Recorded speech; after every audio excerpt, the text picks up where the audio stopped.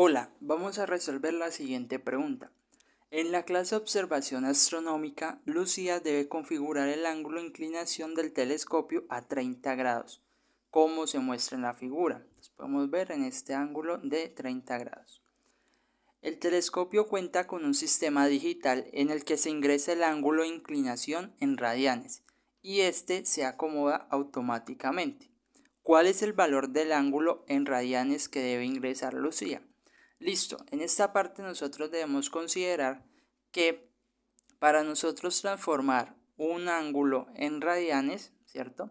Debemos coger ese ángulo, en este caso será 30 grados, entonces 30 grados, y lo vamos a multiplicar por pi radianes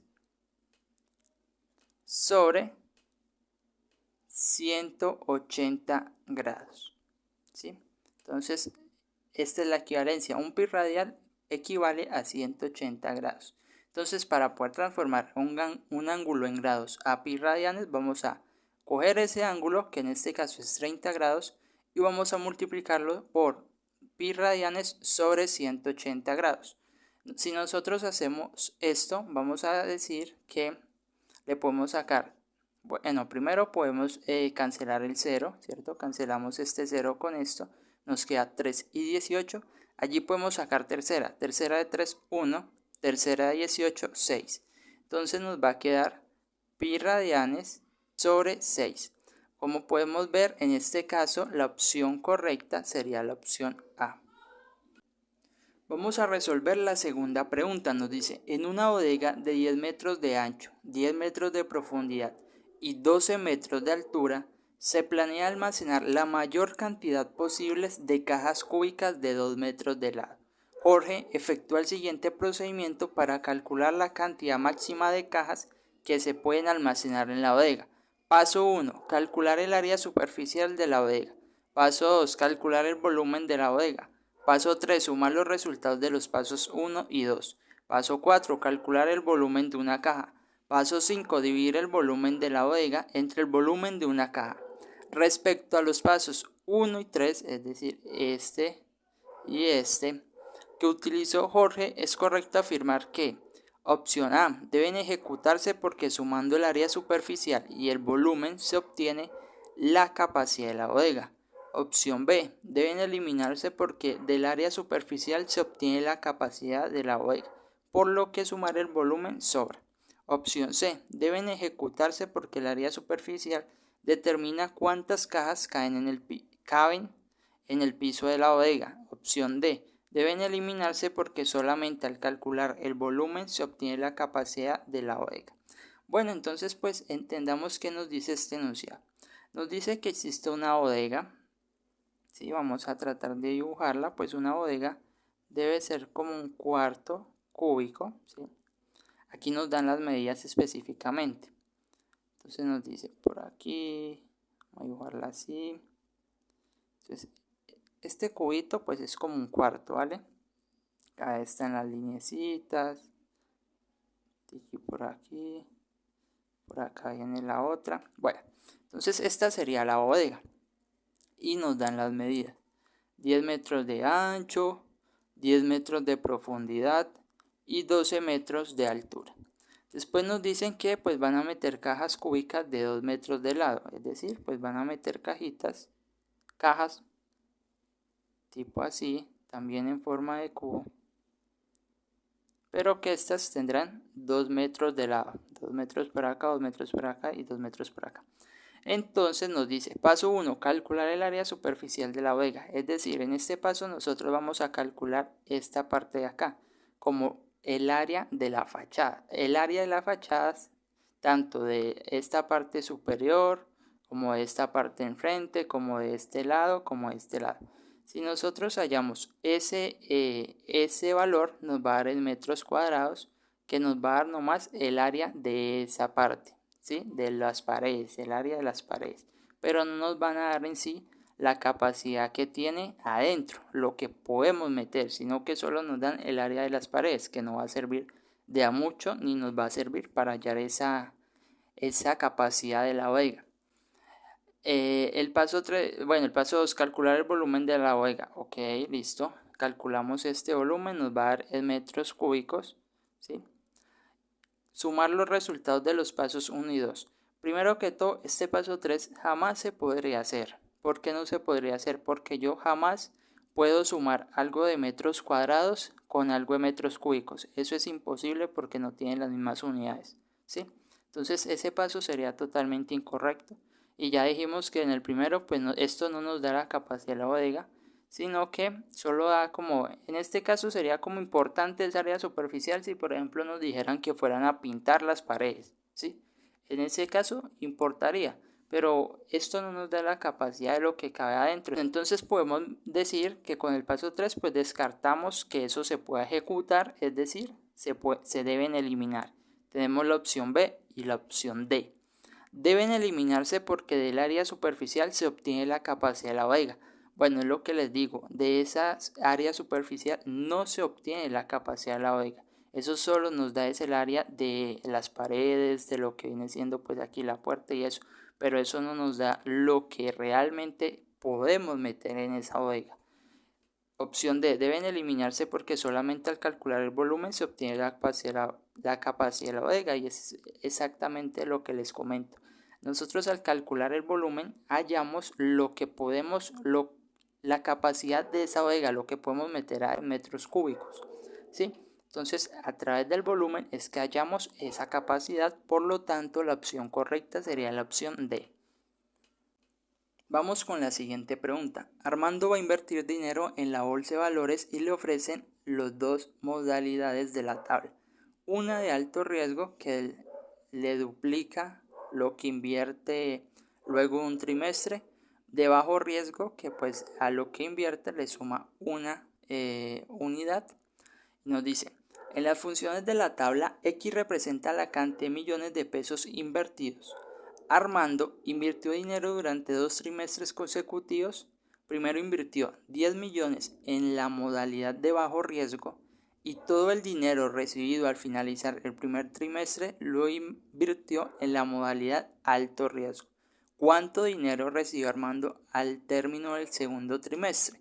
Bueno, para resolver esta pregunta debemos solamente reemplazar el dato dado tanto en esta primera función y el g de x que nos den esta primera función lo vamos a reemplazar como x en la de alto riesgo. Es decir, tenemos g de x es igual a x más 1. ¿Sí? Entonces en este caso x sería lo que invirtió Armando, que serían 10 millones. Es decir, nos va a quedar 10 más 1 para un total de 11. Entonces al terminarse el primer trimestre, Armando va a recibir 11 millones en total. 10 que invirtió más 1 que le da la modalidad de bajo riesgo. Ahora nos dice que esto que recibió el primer trimestre lo invirtió ahora en la de alto riesgo. Entonces este 11 millones lo vamos a reemplazar como la X. Vamos a tener entonces f de x es igual a 2 por 11 millones, que sería igual a 22 millones. Para de esa forma tener como opción correcta la opción B.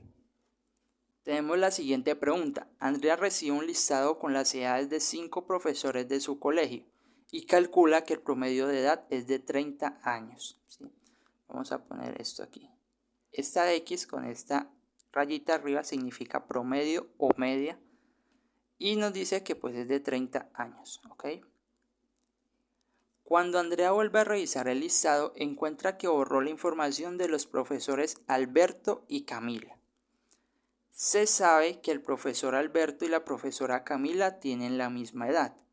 ¿Cuántos años tienen ellos? Listo. Entonces nosotros, ¿qué debemos tener claro para responder esta pregunta? Lo que debemos tener claro es la fórmula del promedio. ¿Cómo hallamos un promedio? Entonces nosotros decimos que el promedio es igual a la sumatoria pues, de los datos dados, ¿sí? De x y por su frecuencia. Pues en este caso su frecuencia va a ser 1 porque solo las edades. sobre el número total de datos. En pocas palabras, hagámoslo más práctico. El promedio será igual a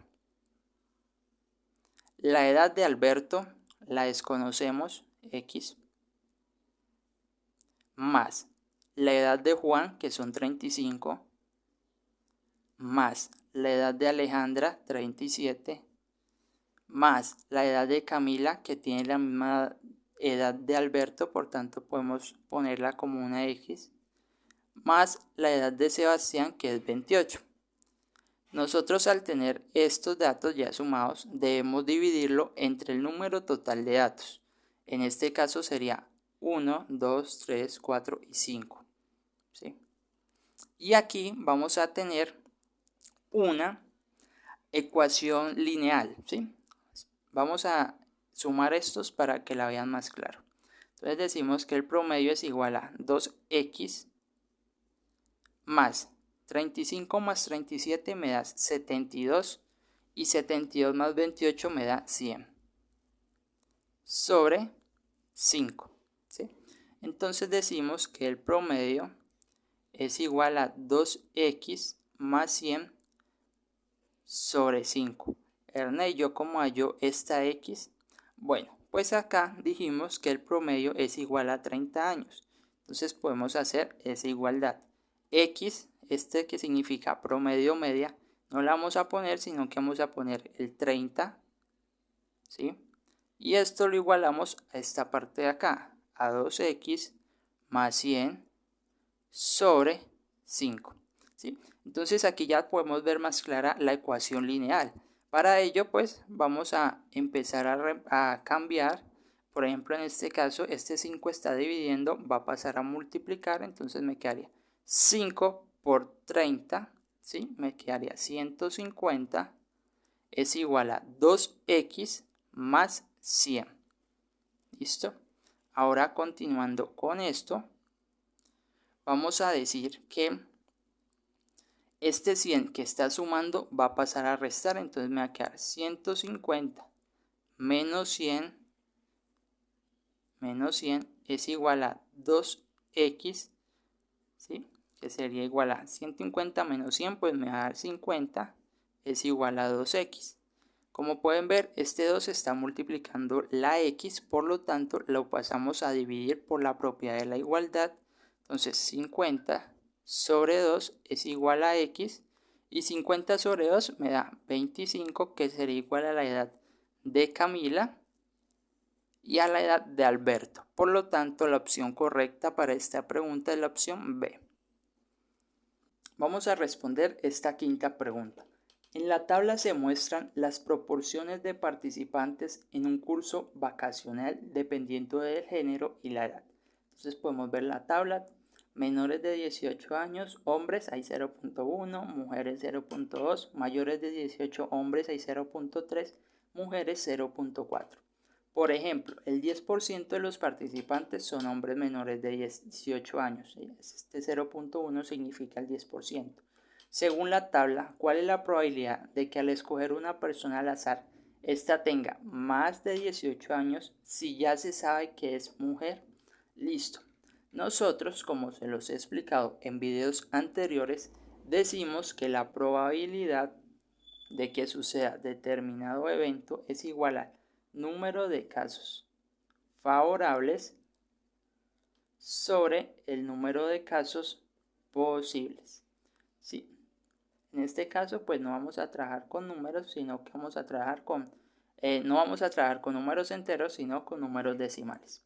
¿Listo? Entonces, si yo voy a hallar la probabilidad de que esa persona sea mayor de 18 años, si ya se sabe que es mujer, esta parte de aquí es importantísima porque nos va a permitir saber cuáles son los casos posibles. Nos dicen que ya se sabe que es mujer, es decir, los casos posibles son las mujeres que hay, ¿sí? ¿Cuántas mujeres hay? Pues hay 0.2, 20% menores de 18 años y mayores de 18 años hay 0.4, es decir, en total hay 0.6 la proporción de mujeres que hay es de 0.6. Entonces, ese es mis casos posibles, 0.6. Ahora nos dice mujeres mayores de 18 años. ¿Cuál es la proporcionalidad de mujeres de 18 años? Pues la tenemos aquí, 0.4.